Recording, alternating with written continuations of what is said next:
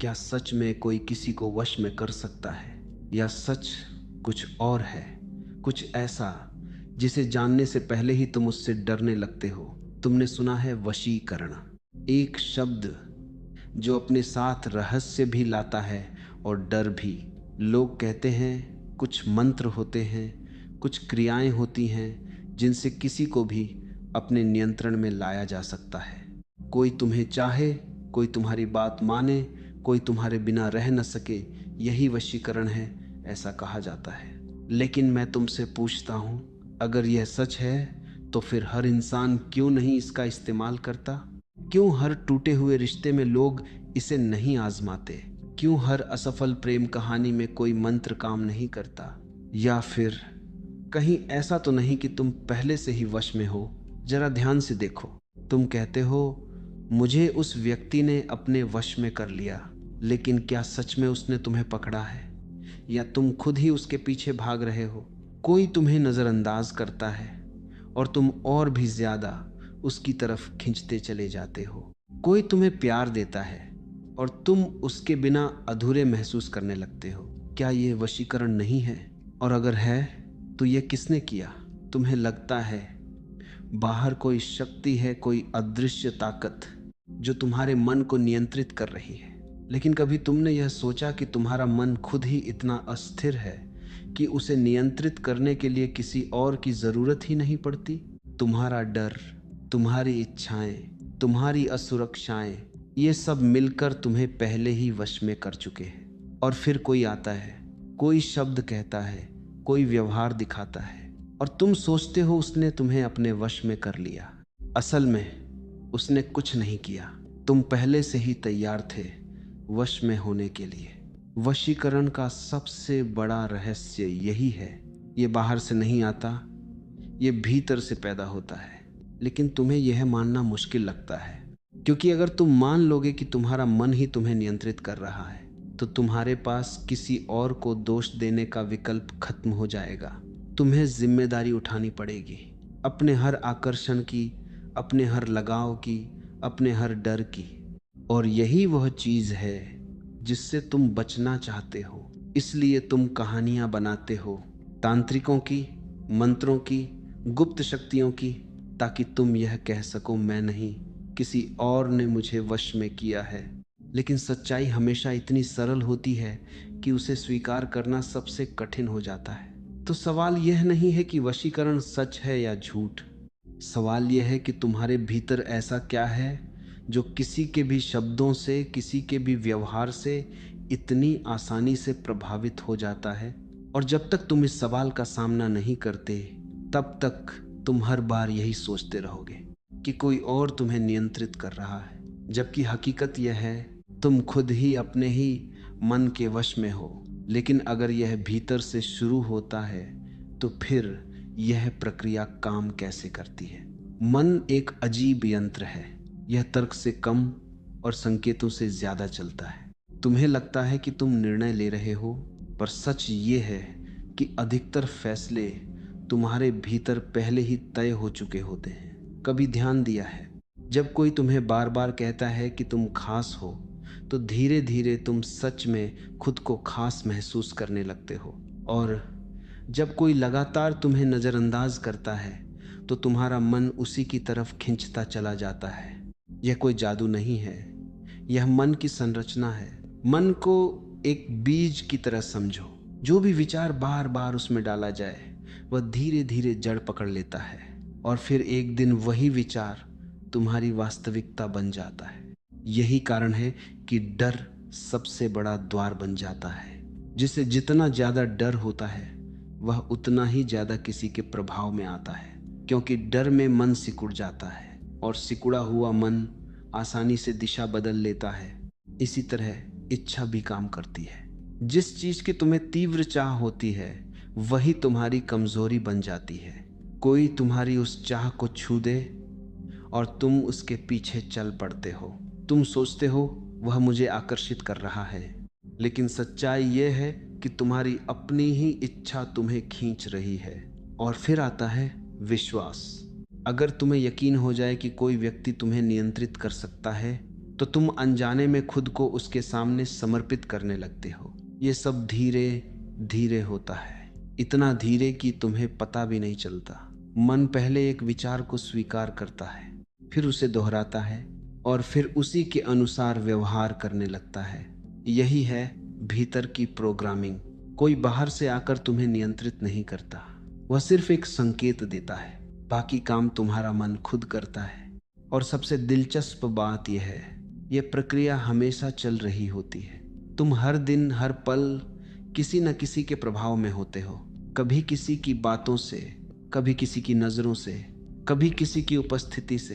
तुम सोचते हो यह सब सामान्य है, लेकिन यही तो वह सूक्ष्म खेल है जिसे तुम वशीकरण का नाम दे देते हो। असल में यह नियंत्रण नहीं, प्रभाव है। और प्रभाव वहीं काम करता है जहां मन जागरूक नहीं होता।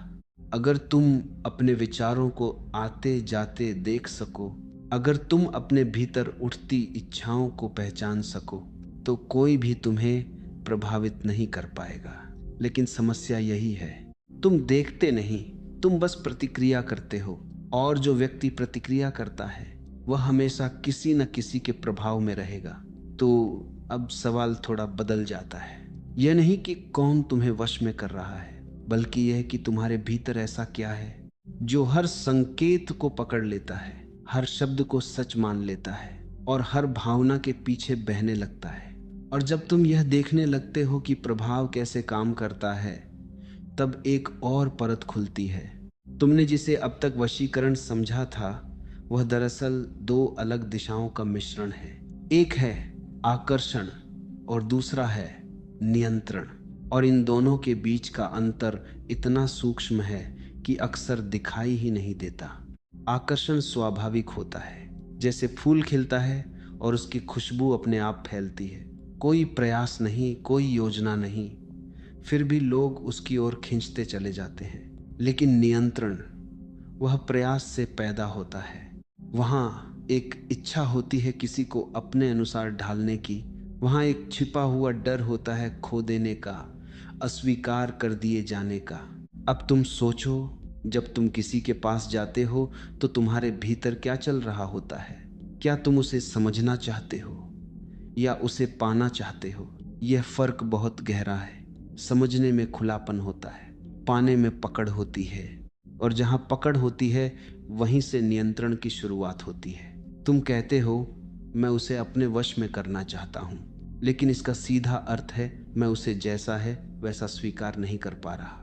यहाँ प्रेम नहीं है, यहाँ एक चाह है जो दूसरे को अपने ढांचे में फिट करना चाहती है।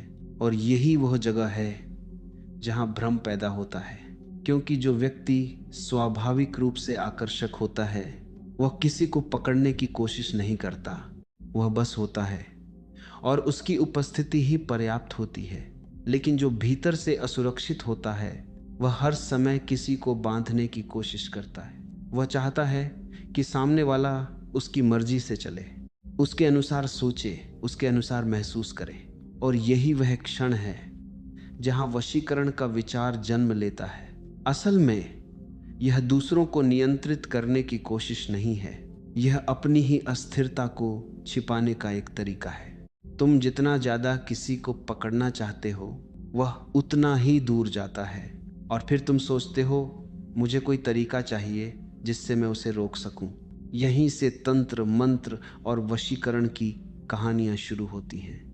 लेकिन एक सच्चाई है जिसे तुम अक्सर अनदेखा कर देते हो। जिसे पकड़ने की जरूरत पड़े वह कभी तुम्हारा था ही नहीं, और जिसे तुम बिना प्रयास के महसूस कर सको वही वास्तविक जुड़ाव होता है। आकर्षण में स्वतंत्रता होती है, वहां कोई बंधन नहीं होता, कोई दबाव नहीं होता। लेकिन नियंत्रण में हमेशा तनाव होता है। वहां डर छिपा होता है कि कहीं यह सब खत्म न हो जाए। तो अब जरा खुद से पूछो, तुम्हारे संबंध किस आधार पर खड़े हैं? क्या तुम किसी को इसलिए चाहते हो क्योंकि वह तुम्हें पूर्ण महसूस कराता है, या इसलिए क्योंकि तुम उसे खोने से डरते हो? यह सवाल तुम्हें उस सच्चाई के करीब ले जाएगा जहां तुम्हें दिखेगा कि वशीकरण कोई रहस्यमयी शक्ति नहीं है, बल्कि यह उस अंतर का नाम है जहां तुम प्रेम और नियंत्रण को एक ही समझ बैठे हो। और जब यह भ्रम इतना गहरा हो जाता है तब समाज उसे एक रूप दे देता है। तुम अकेले नहीं हो जो इस उलझन में पड़े हो। सदियों से मनुष्य इसी जाल में फंसता आया है, और जहां भी इंसान की कमजोरी होती है वहीं से एक बाजार जन्म ले लेता है। लोगों ने इस चाह को, इस डर को एक साधन बना लिया। किसी ने इसे विद्या कहा, किसी ने शक्ति, और धीरे धीरे यह एक ऐसी कहानी बन गई जिसे सुनकर लोग खुद ही उसमें विश्वास करने लगे। तुमने देखा होगा, जब कोई बहुत परेशान होता है, जब कोई किसी को खो देता है या किसी को पाना चाहता है, तब वह तर्क नहीं खोजता, वह समाधान खोजता है। और उस अवस्था में उसे जो भी रास्ता दिखे वह उसे पकड़ लेता है। यहीं से शुरुआत होती है उस खेल की जहां कुछ लोग खुद को जानकार बताते हैं और बाकी लोग उनके शब्दों पर भरोसा कर लेते हैं।